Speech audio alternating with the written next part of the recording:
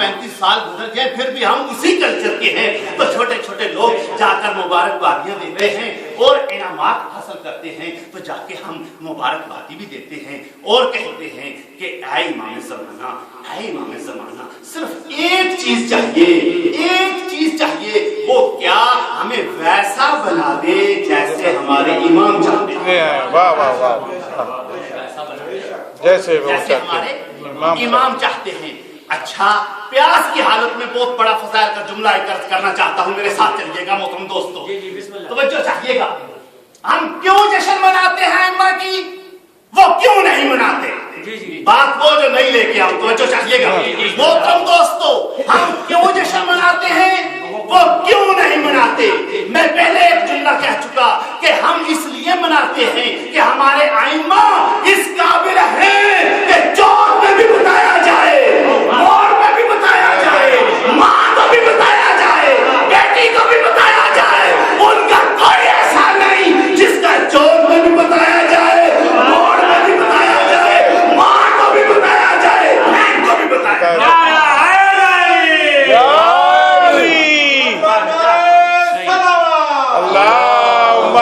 صلی اللہ محمد والی محمد۔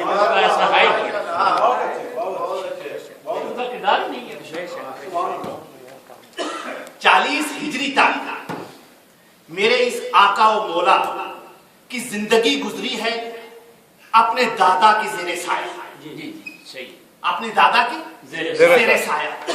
40 سال کے بعد 50 ہجری تک اپنے باپ اور چچا کے زیر سایہ، 50 ہجری سے لے کر 61 ہجری تک باپ کے زیر سایہ، 61 ہجری کے بعد 35 سال اس طرح تبلیغ کی ہے، باقر العلوم کو سانس لے کے اس طرح تبلیغ کی ہے، کوئی بھی سید الساجدین کے مقابلے میں ایسا امام نہیں لا سکا۔ بے شک بے شک، بابا سبحان اللہ۔ اس کا مطلب یہ ہے کہ یہ جملہ تو آپ کے معیار کے نہیں تھا۔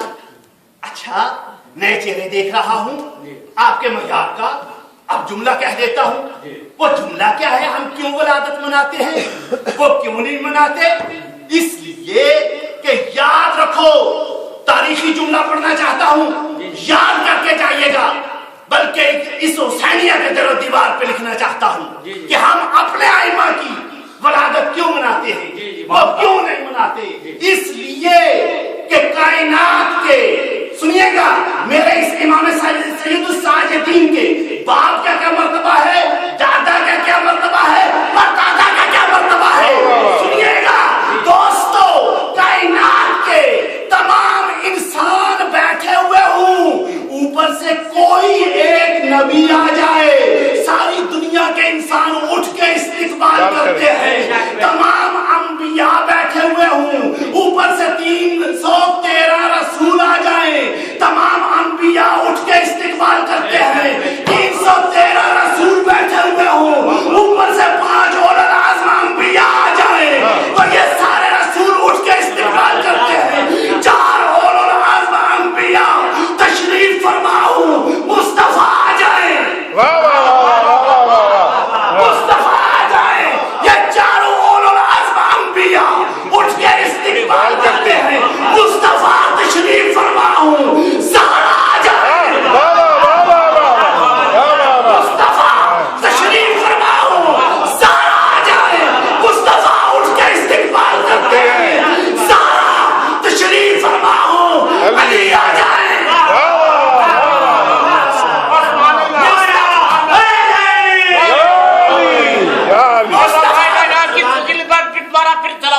اللہم صلی اللہ محمد والی محمد۔ میں بتانا چاہتا ہوں ہم کیوں ائمہ کی ولادت مناتے ہیں، باقی لوگ نہیں مناتے۔ کیوں؟ ان کے پاس ایسا شجرہ نہیں ہے کہ لوگوں کے سامنے بیان کر سکے کون کس کا ہے، کون کس کا ہے۔ یہ منبر اجازت نہیں دیتا کہ میں تعارف کراؤں کہ کون ابن کثیر ہے، کون ابن حجر ہے، ابن حجر مکی ہے، کون ابن مسافر ہے؟ کسی کے پاس ایسا شجرہ ہی نہیں ہے، شجرہ ہی نہیں ہے۔ بات کہاں سے کہاں پہنچی تھی، میں وہ وہاں سے لے کے آگے چلنا چاہ رہا ہوں دوستو۔ پوری کائنات کے انسان، رئیس مہدی صاحب آپ اس وقت پانی لینے گئے ہوئے تھے، آپ کے لیے جملہ دہرا دوں، سنیے گا۔ آپ اپنی جد کی ولادت کیوں مناتے ہیں؟ باقی دنیا اپنے امام کی ولادت کیوں نہیں مناتی؟ اس لیے پوری کائنات کے انسان بیٹھے ہوئے ہوں، کوئی ایک نبی آ جائے، سارے انسان اٹھ کے استقبال کرتے ہیں۔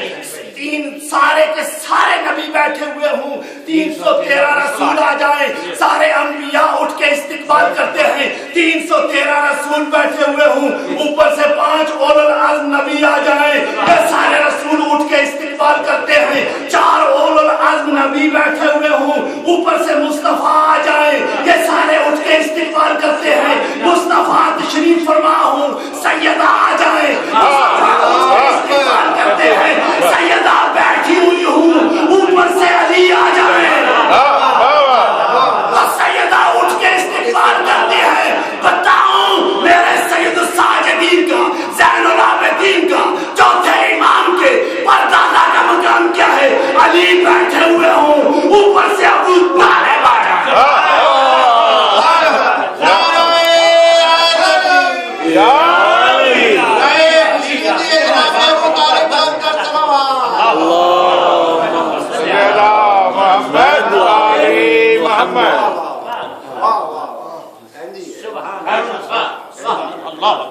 پوری کائنات جس کا حیا کرے اس کو ابو طالب۔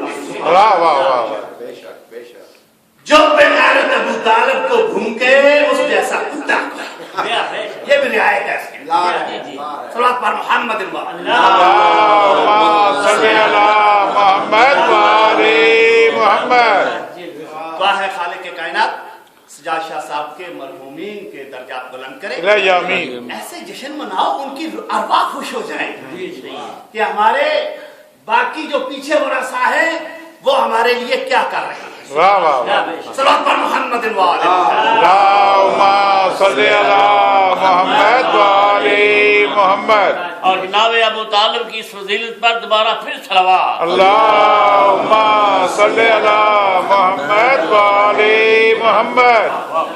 اچھا 40 ہجری تک جو سید الساجدین اپنے دادا کے زیر سایہ رہے، تو پھر آدمی جس کے زیر سایہ رہے وہ بنانے والا جیسا چاہے بنا لے۔ توجہ چاہوں گا، جس کے زیر سایہ رہے وہ بنانے والا جیسے چاہے بنا دے۔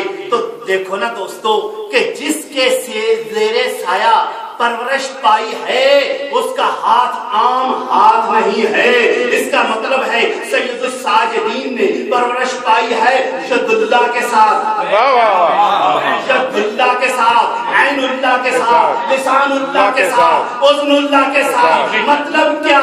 سید الساجدین کو جس طرح ید اللہ چاہتا ہوگا پرورش کرتا ہوگا۔ بے شک بے شک۔ اچھا تو میرے مولا و آقا کی عبادت کا ایک جملہ کہتا جاؤں۔ ہاں وہ آیت کا جو میں نے عنوان اس آج کی گفتگو کا رکھا ہے، اس آیت کا ترجمہ صرف ایک جملے میں سن لیجئے گا کہ یوم ندعو کل اناس بامامہم، کہ ہم بلائیں گے، ندا دیں گے، پکاریں گے قیامت کے دن ہر کسی کو اپنے امام کے ساتھ آؤ۔ اس پہ میں زیادہ بات نہیں کرنا چاہتا، ایک جملہ کہنا چاہتا ہوں کہ کہا کہ امام کے ساتھ آؤ، مطلب کیا کہ خدا امام کو دیکھتا جائے گا، پھر دیکھ لے گا پچھلوں کا امتحان بھی لینا ہے کہ نہیں۔ آج مثال کے طور پہ علی جان دیگ بناتے ہیں چاول کی، تو اتنے چاولوں میں ایک چاول چیک کرتے ہیں، چیک کرنے کے بعد کہتے ہیں شاہ جی پاک گئی جے، ٹھیک ہے جی تیار ہو گئی جے۔ اچھا میں کہوں گا علی جان بھائی آپ نے سارے چاولوں کو چیک نہیں کیا، ایک چاول چیک کر کے کہتے ہیں کہ ساری کی ساری دیگ خراب ہو گئی ہے یا درست ہو گئی ہے، ٹھیک پک گئی ہے، اس کی وجہ کیا ہے؟ تو وہ کہتے ہیں کہ پوری دیگ میں سے ایک ہی چاول چیک کیا جاتا ہے۔ یوم ندعو کل اناس بامامہم، قیامت کے دن اللہ پہلے امام دیکھتا جائے گا، امام